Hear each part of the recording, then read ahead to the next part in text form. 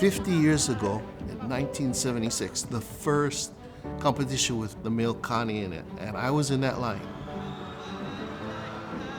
50 years later, we're teaching it to our guys. What makes it challenging is we have to use kala'au, and we use the same measurements that we used that first year. We're supposed to make it look easy, but it's very challenging. Hula ku'i. Ku'i means to hit, to smash.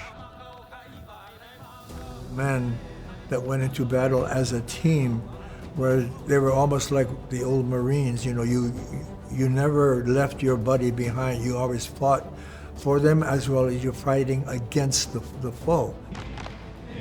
You cannot attain excellence without your teammate.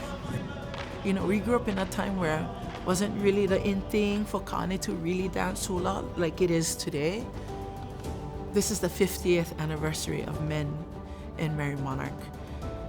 And I never thought that I would be a kumuhula of men. I didn't think that I had what it would take.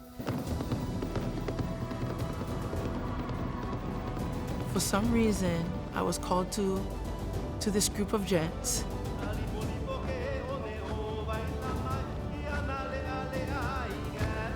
23 years ago, we danced at Merrie Monarch. We were the youngest men's halau. You had other heavy halaus there, like Daralupinui. And it was intimidating because in those days, when you did a chant, everybody did the same chant, but they had to choreograph the mele in their own perspective. But that taught me how to create within the tradition of that chant and other chants. You know, the relation of Kāne hula dancers to, like, you know, to mimic like warriors just was so like energetic and so strong. And you know, the Kāne always just kind of brought that kind of energy and spirit. I think for, you know, myself being a Kāne, you know, you were excited to be part of that and watch hula like that. You know, you wanted to mimic that. 50 years ago, in 1976, I came here for the first time to the Merrie Monarch.